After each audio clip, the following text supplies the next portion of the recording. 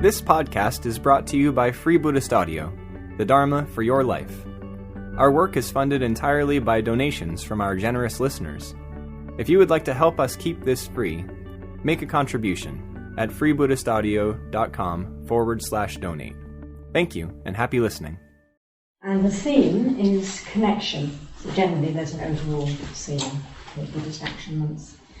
So that's quite a wide brief, really. We could almost do whatever we liked. And our guiding image is Indra's net, which I'll say a bit more about in the talk I'm just going to give. So we've got the shrine, which I'm very grateful to Alison for doing. And we've also got an Indra's net installation in the front room. And I expect Sarah will say a little bit more about that later. So the idea of the Sangha Nights basically is to try to link in our Dharma practice with the theme of Buddhist action. And then there'll be a lot of other events during the month of a different, more sort of action-y type flavour, as it were. And Sarah will say a bit about that before tea break. So what I'm going to do is to kick us off with the talk, really around this theme of connection. So I thought initially that I find this label, Buddhist action, a bit odd. Because surely as Buddhists we are active, we're ethically active, we're developing awareness and so on. And so I found it helpful just to clarify at the start that I think what we're talking about here is just for this month, giving a bit more focus to the issue of how our Buddhist practice relates to the wider spheres of human society and the ecosystem. That's the way I think of it, at least. So what are the aspects in those spheres that really interest us, concern us, that we feel we might want to do something about? And at what level do we want to engage in those things? So this talk has actually been quite a personal journey for me as well, and quite an emotional journey. And I've woven some of that in, hopefully not totally irrelevantly. You'll see, I'm going to start off with that. So I began by reflecting that my personal history around social and political action had been a lot to do with disconnection. But there was a lot of positive energy in it too. So I was in my 20s in the late 1970s, and I was carried along by a stream of idealistic political movements. So when the Triratna movement was in its first decade, I was in study groups reading Lenin and Marx and the Communist Manifesto. So I felt happy on picket lines, trotting out to the South African embassy to be arrested. And I felt satisfied because I was doing something meaningful. I wanted a new world based on love. I'm not on profit. Albania and China were my pure lands. And I was a believer in the revolution, a true believer. So when the capitalist economy collapsed, as it inevitably would, greed would fall away and new relations between people would spring up, would become possible based on cooperation and peace. Then finding my comrades maybe, not so aware of personal issues, let's say. Later on I joined the women's movement and movements around sexual identity. So I lived communally, we shared our incomes, we shared our lives, many other things, and our ideas. And that was a time of passion, love, idealism. And there was also dogmatism and intolerance. So the Maoist party I supported hated capitalism, of course, but we also hated anyone who disagreed with us. Especially those in other, bourgeois left parties with subtly different initials.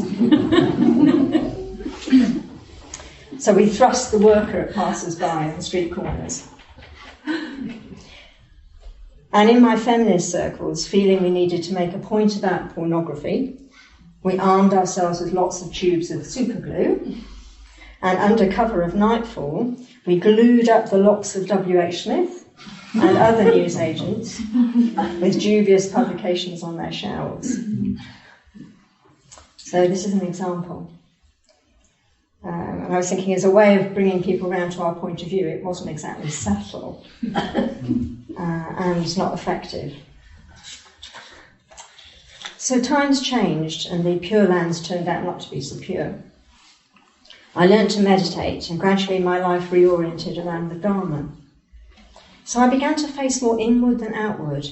I became more self-aware, and I understood that I needed to transform not just society, but myself. And that gave me pause to think. It seemed clear that the world, too, needed something deeper than reorganisation at the material level. Buddhist practice addressed that depth for me. It showed a way of really putting an end to suffering by uprooting greed, hatred and ignorance in individual consciousnesses. But then the whole issue became tricky. I began to question the whole point of doing anything at the level of the material world or at the level of social organisation. Didn't the Buddha say that development of mind is what counts? And couldn't I see that that was true? Yes. Surely the best use of my time would be to deepen my own meditation, practice ethics at an individual level, and do my best to communicate the Dharma. But this didn't feel entirely comfortable, and I began to experience another kind of disconnect, a divide between the spiritual and the material, the individual and the collective. So why Buddhist action? What is the connection between these spheres? Maybe surprisingly, there's one traditional answer, and I find this quite reassuring. It's mentioned in a lecture by Sangharakshita on Padmasambhava. It is that humanity needs a Manu. So the setting for this is a vast cosmological perspective of ancient India, which sees worlds come and go in endless evolutions. And whenever human beings re-emerge in these evolutions, there also appears an archetypal lawgiver. And this Manu's function is to lay down the basis for society according to positive and helpful principles of organisation. He comes before the Buddha because humanity needs him first. If people don't have a social context which reflects positive values, they won't hear the Buddha's message. So the Manu prepares the way for the Buddha. We can consider too the Buddha's teachings to the political leaders of his time, and we'll be hearing a bit more about that in week 4 of BAM, when Vajratara comes to give a talk. And there's a story from the Pali Canon taken from the commentary to the Dhammapada. And the tale here is that the Buddha is just about to deliver a Dharma talk when he sees a man in the crowd who hasn't eaten all day. So the Buddha stops mid-track and insists that the man be fed before he continues the talk. And not everybody in the assembly understands this. Why stop the Dharma? But the Buddha's response is that nobody suffering from hunger can comprehend the Dharma he taught. Hunger is the greatest of all afflictions, he's said to have said. So from these teachings I take 2 things. Firstly, that there's the gritty truth that material welfare is of huge importance. When there is hunger, what do we do first? Offer food or preach? When the person is homeless and desperate, what do we do first? Help them get off the street or teach them to meditate? But secondly, we're profoundly affected by the values of the culture and society in which we live. And for us, of course, there's much to be grateful for in living in an affluent society where there's a lot of freedom and so on.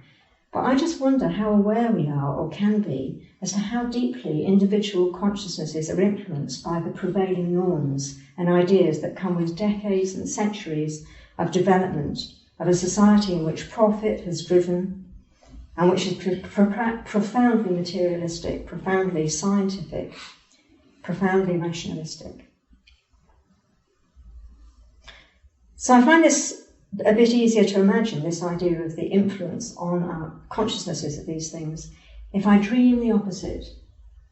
What would be the effect on consciousness if, for many decades, our government had charted progress not in terms of GNP, but national happiness?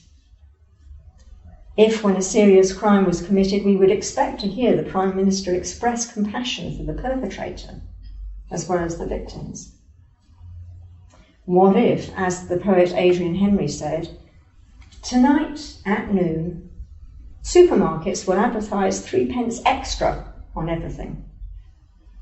Elephants will tell each other human jokes. America will declare peace on Russia. So a radically different society would bring radically different conditions to the formation of our mental states. And to those who say, yes, but the individual must change first, Sangharakshita has quite a good answer. He says, the view that we must change the system is generally regarded as the secular view, and the view that it is up to the individual to change is generally regarded as the spiritual view. In fact, these views are not mutually exclusive. Spiritual movements are generally expected to adopt the spiritual view, but if this is so, the FWBO, now Triratna, is an exception.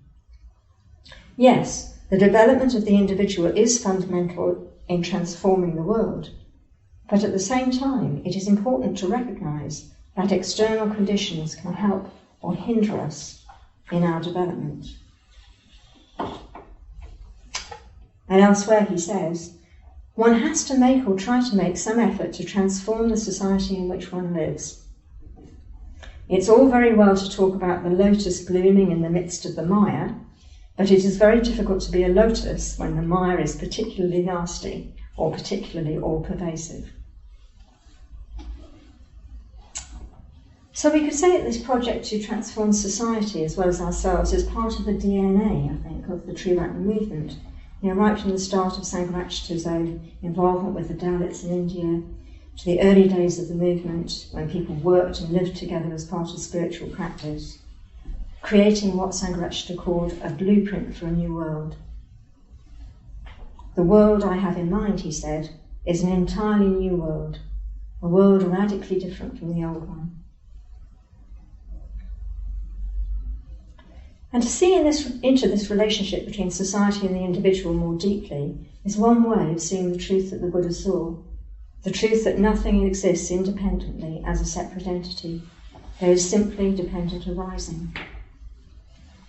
So a way of imagining this is as a vast network of connections, and we have Indra's net, which is a classic image of interconnectedness. So it's conjured like this. Far away, in the heavenly abode of the great god Indra, there is a wonderful net which has been hung by some cunning artificer in such a manner that it stretches out infinitely in all directions. In accordance with the extravagant tastes of deities, the artificer has hung a single glittering jewel in each eye of the net. And since the net itself is infinite in dimension, the jewels are infinite in number. There hang the jewels, glittering like stars in the first magnitude, a wonderful sight to behold. If we now arbitrarily select one of these jewels for inspection, all the other jewels in the net, if we now arbitrarily select one of these jewels for inspection and look closely at it, we will discover that in its polished surface there are reflected all the other jewels in the net, infinite in number. Not only that, but each of the jewels reflected in this one jewel is also reflected in all the other jewels, so that there is an infinite reflecting process occurring. So Indra's net invites us to see that all life exists as a multiplicity of conditions that interrelate, reflect one another. And if we can, we need to see the net as a dynamic structure as well. The reflections are not static. They move and change all the time, producing infinite numbers of combinations influencing each other, coming together and moving into yet new combinations constantly. So all life exists in this way, nothing fixed, nothing that has its own independent essence, separate from the whole. And if we take one jewel, anything we think of in the world that we see, including ourselves, and we look closely at it, we glimpse the fact that it depends for its existence on innumerable conditions. In fact, if we look really closely, we will see that actually there are no jewels in Indra's net. What we thought were fixed, separate jewels are in fact just the right plane of reflections. The The same is true in this world. If we look, feel, or sense really closely, we find that what we've labelled as separate, independent things are fluid, contingent. Life escapes the boxes that we try to put it into. So bringing this net of mutual influence, as it were,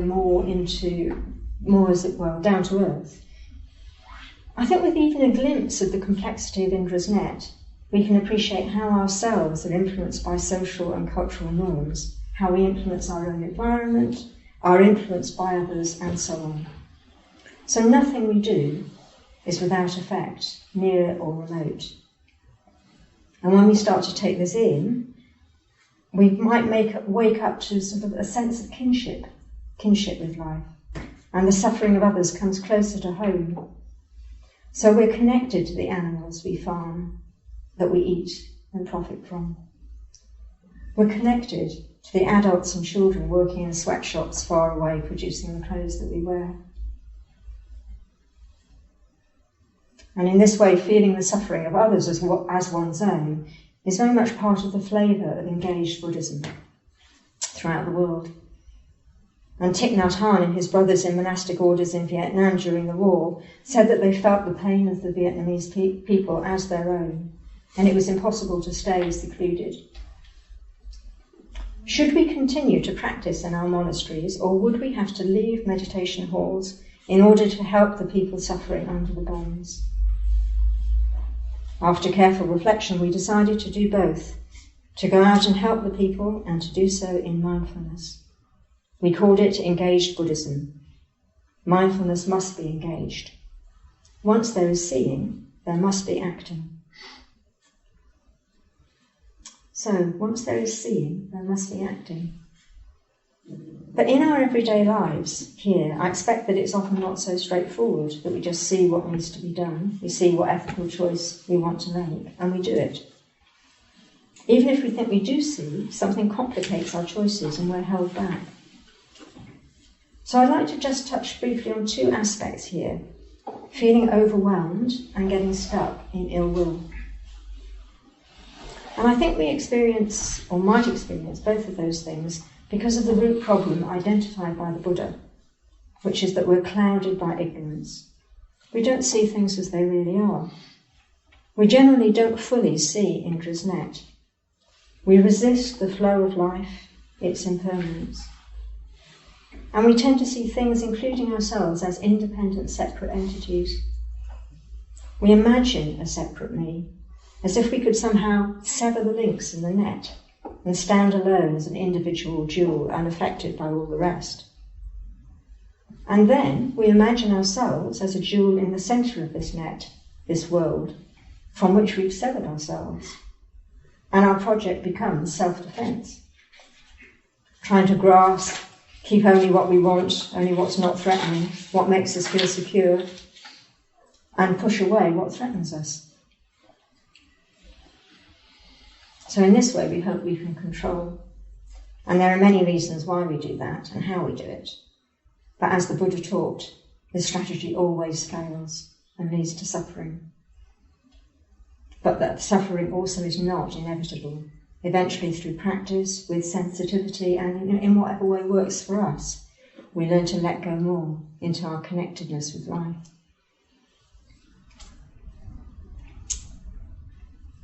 So I wanted to say something about feeling overwhelmed, because I think it's quite a common thing.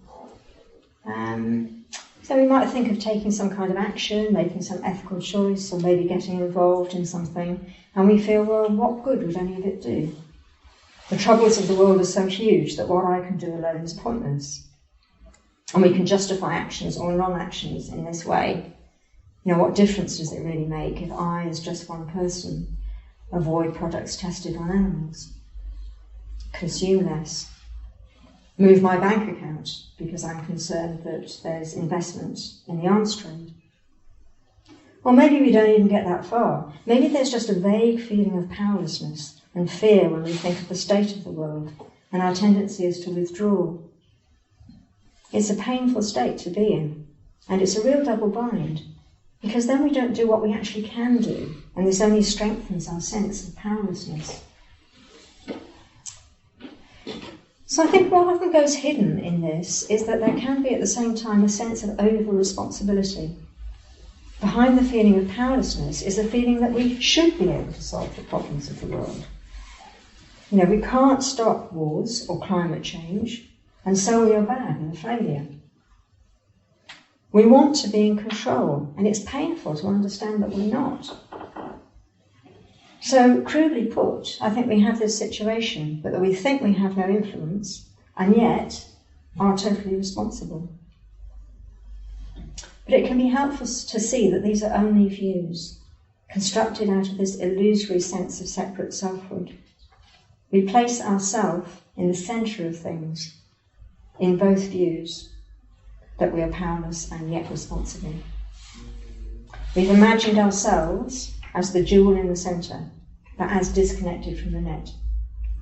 As centre jewel, of course everything is supposed to depend on us. But in this view, we do stand disconnected, so of course we fail to see how we can influence anything. The reality is that in any situation, multiple conditions are at play, changing all the time. So all conditions matter. Anything we do matters and has an effect. And I was reminded of a simple thing that the present Dalai Lama said, which is that he never passes a light that's on without switching it off. Simple thing, but if he sees a light, he switches it off, and he never thinks to himself, it's only a light, it doesn't matter. I was reminded also of a verse from the Dhammapada. A water pot becomes full by falling drops of water. The wise person, little by little, fills up with good. Every drop counts, every drop of good action. But no condition trumps it all. It doesn't depend all on us, and therefore we can't control. So being an I am responsible type of person myself, I have to remind myself of this a lot. I could worry about whether this talk is okay, for example. But actually I know that the effect of it depends only partly, maybe even not very much, on me. And much depends on numerous conditions in this room, including conditions in all of you. I could feel that I'm practicing, in a sense, on my own. I have to gain sort of enlightenment for all sentient beings on my own. But collective practice isn't like that. It shows me it's not so. So when we meditate or do puja together, or in deepening spiritual friendships, I know that there's a lot going on in this coming together of conditions, of positive energies, and these mutual influences are what counts. So something in me then moves from the sense of I to a sense of we, and sometimes out further than that, to a connection beyond the we. So if we can relax more into the reality that we exist within a web of conditions, that we're not central, we may be able to value our contribution to the world more sanely. We do what we can, and we let go of wanting a result, or wanting to control a result. So Lokabandhu, who's in our order, gives me a sense of what this could look like in a situation where we might want to join in an action or a campaign, but we wonder what good it could do. Lokabandhu spent some time in Palestine, and on one visit he protested against the occupation of the West Bank and the building of the wall around Palestine. It was worth doing, he said, for 3 reasons: to offer friendship and practical support to those Palestinians who wished to protest peacefully and were being threatened by police, to open himself up to more awareness of what was happening in the world to fellow human beings, and to give a message, not in our name. In other words, to protest the lack of involvement from other governments. He certainly couldn't control events. He couldn't stop the wall being built or bring peace to the 2 sides. But he could add his presence to join in with energies that he felt were going in a positive direction. So the second area I want to mention is getting stuck in ill will. So this can often happen, I think, because we identify with causes and views. And I'm thinking of situations in which we sort of start out by being concerned about something. We identify with a view about what causes our concern, and without noticing it, we allow our perspective to get narrowed. It becomes one of those things that we cling to preserve that idea of our separate self we feel we need. So we become that view. I am the person who thinks this. And then it's now us and them. We are on the side of the angels, and those other views, those people who oppose us, are bad. And we shore up ourselves by talking about how bad they are, maybe. So not seeing Indra's net, we don't want to see the whole situation. We don't even want to imagine how many conditions there must be in shaping that other person, that enemy, or the people who oppose us. Our opponents are our enemy. We have nothing to do with them. We don't see the basic humanity that links us. We don't want to see that they too live, suffer, and die. But also their dual-like configurations in Indra's net. That their greed, hatred, and delusion are also in us, and we reflect them back.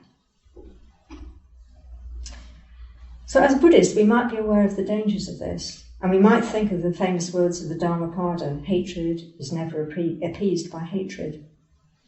And we might see the world of politics and social action as too tainted with dogmatism. We don't want to get enmeshed, or maybe we get enmeshed anyway. But there is a different possibility, and that's seeing, or doing our best to see Indra's net. We can get involved, form opinions, but hold a bigger perspective. So we put ourselves in the shoes of our opponents and imagine all the things that have made them what they are. We're aware that they have ignorance, and their ignorance will cause them suffering. And we are aware of our own ignorance too, which at bottom is the same as theirs, the same nature as theirs. So if we stretch ourselves further, we may start even to imagine them as a whole person, God forbid, and see the good in them. That's a bit risky, isn't it? So there's a lovely poem by William Stafford that expresses this. It's called For the Unknown Enemy. This monument is for the unknown good in our enemies. Like a picture, their life began to appear. They gathered at home in the evening and sang. Above their fields they saw a new sky. A holiday came and they carried the baby to the park for a party. Sunlight surrounded them. Here we glimpse what our minds long turned away from. The great mutual blindness darkened that sunlight in the park, and the sky that was new and the holidays. This monument says that one afternoon we stood here, letting a part of our minds escape. They came back, but different. Enemy, one day we glimpsed your life. This monument is for you.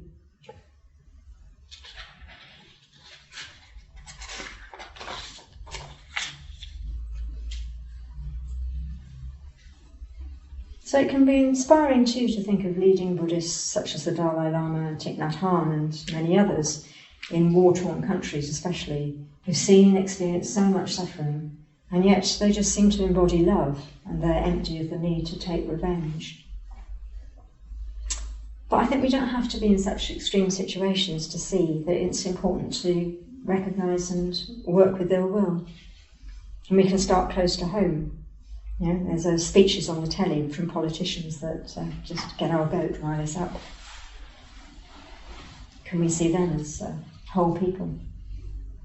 People in the Sangha maybe who just don't see the things the way we do. How extraordinary is that? You know, we're all Buddhists. So I could start with my family who voted the wrong way in the EU referendum. But doing our best to hold this bigger perspective doesn't mean, I think, being afraid to take any stance at all, or even have strong opinions and express them. And it doesn't mean sort of staking one's identity on being a nice, peaceful Buddhist. So, you know, we're the calm people, we stay out of the fray. We are not like those others who are opinionated and angry. Christopher Titmuss made a very sort of wry comment. The first step on the Noble Eightfold Path is right view, not timid view, not comforting view, and not non-view. So do let's speak to challenge racism and other prejudice. Take part if we're moved to in campaigns to end injustice, stop abuses.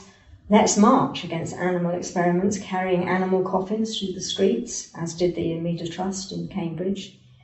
Or sit in meditation at an alms fair, bearing placards saying, I am a Buddhist and I am opposed to the arms trade.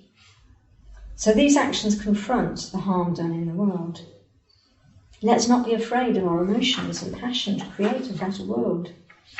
But let's not lose our sense of connection with humanity as well. Let's see as far as we can into Indra's net.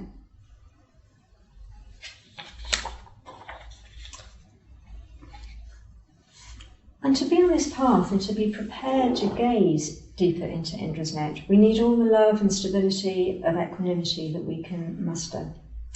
I want to round up with a few words on this.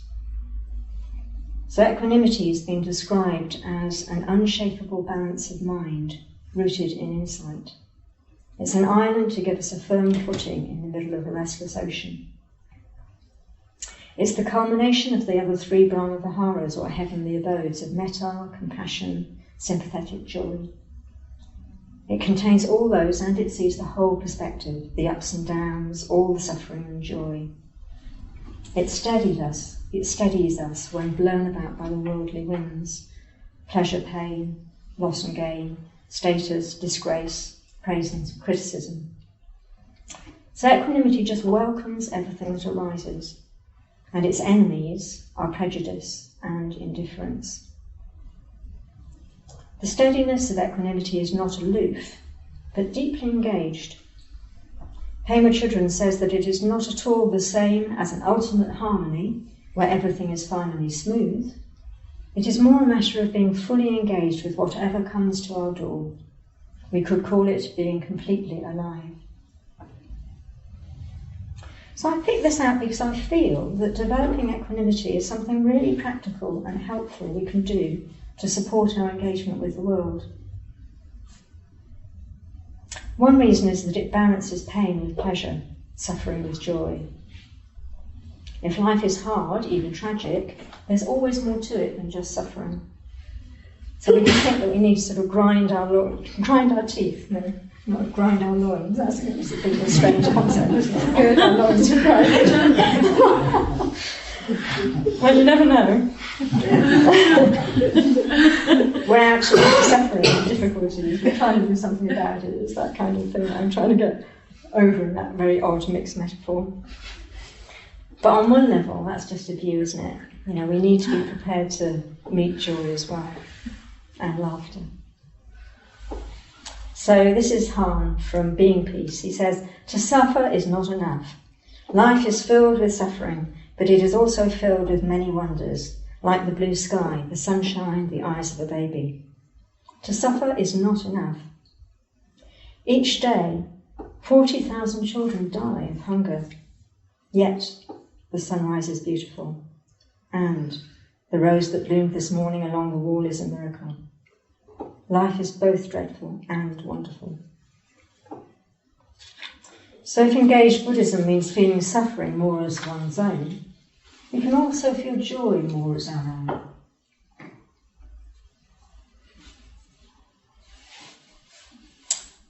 own. Equanimity sees Indra's net. It sees with the eyes of wisdom. So when we feel powerless in the face of the troubles of the world, it reminds us that everything we do does matter. All conditions matter. We can influence. When we might fall into despair or frustration because we can't change things, it reminds us that there are always myriad conditions in play. Nothing depends just on us. We are not in control. And if there are good results, if there's a resounding victory for the forces of good on Thursday, for example, mentioning no names, equanimity gently pulls us back from the intoxication and euphoria which we might otherwise feel. Yeah, in our dreams, eh? Equanimity sees that all of life wants to be happy, and yet that human beings cause their own suffering through their failure to understand the connectedness of life, their illusion of separation. So when we do harden into fixed positions, go into opposition mode, it softens us by showing that our enemies are basically the same as us, conditioned beings with the same difficulties, the same human potential.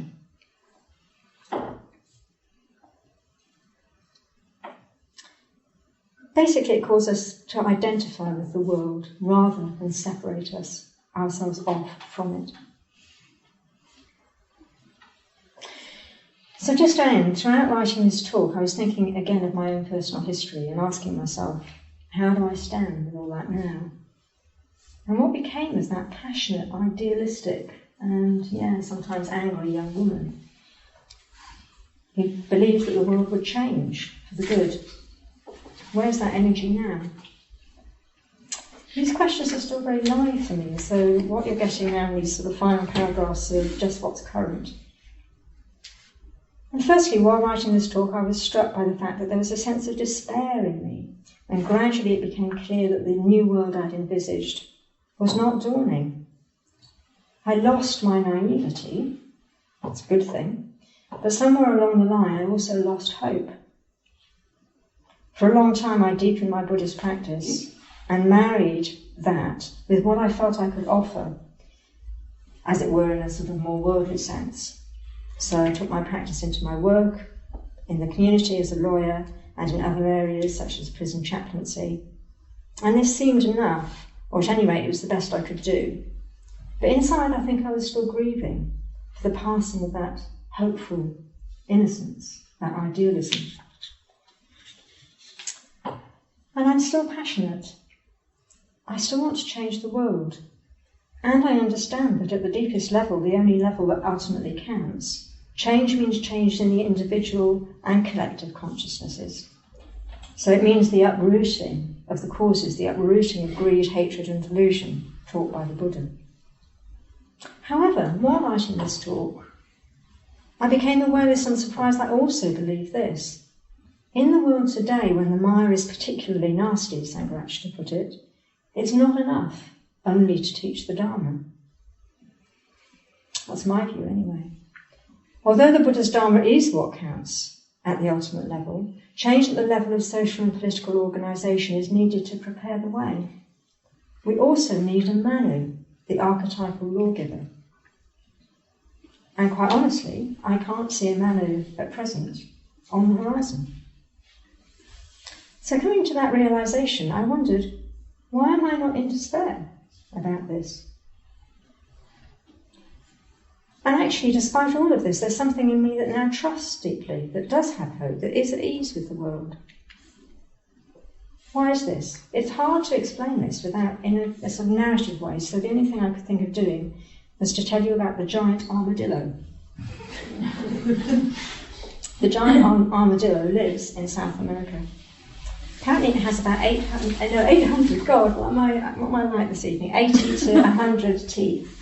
800 teeth would be quite something, but that's still more, I think, than any mammal. And it has enormous claws to sort of paw away anthills and things. It's solitary, nocturnal, and slow-moving, which is its downfall, unfortunately. And it keeps its young for 1 year in a very large burrow. And this is important, because when it leaves the burrow turns into what a recent documentary called Hotel Armadillo. The burrow provides shelter for some 80 species. They come and go, snakes, lizards, ocelots, all kinds of things. And some make their home there, some feed off others using the burrow. The burrow is like a glorious Indra's net of supporting connections. But the giant armadillo is endangered. If it goes, the burrow goes, and so the whole ecosystem is also affected. And there are sadly few of these creatures left now.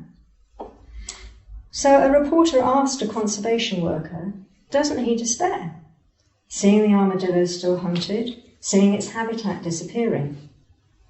But the man just hugely smiled, this enormous smile, and he said, yes, of course he knew all that. and he was doing the best he could. But, he said, the real joy is that I just love these animals. And I take pictures of them and I show them in the schools where children have never seen armadillos. And I show them what they are, and then the children start to love them too. And I can't think of any better way to spend my life. So in some way I can't maybe properly articulate, this communicates how I feel. Experiencing life more deeply, loving it more deeply, seeing its wonderful, reflecting, jewel-like nature, even the suffering in all of that, in the end is what matters. And there's a quote from Sangharakshita along these lines which says, "Not for our own sake, not even for the sake of others, should we seek to attain the divine, but simply for its own irresistible sake." So life, in a way, life for me has its own answer, is its own answer, which isn't at all to deny the need for action. But I suppose what I feel is just the more deeply that we can connect, the more wholeheartedly and joyfully we can act. So maybe that's why the title to this talk, which came to me before I even knew what would be in it, is just called Only Connect. So that's it.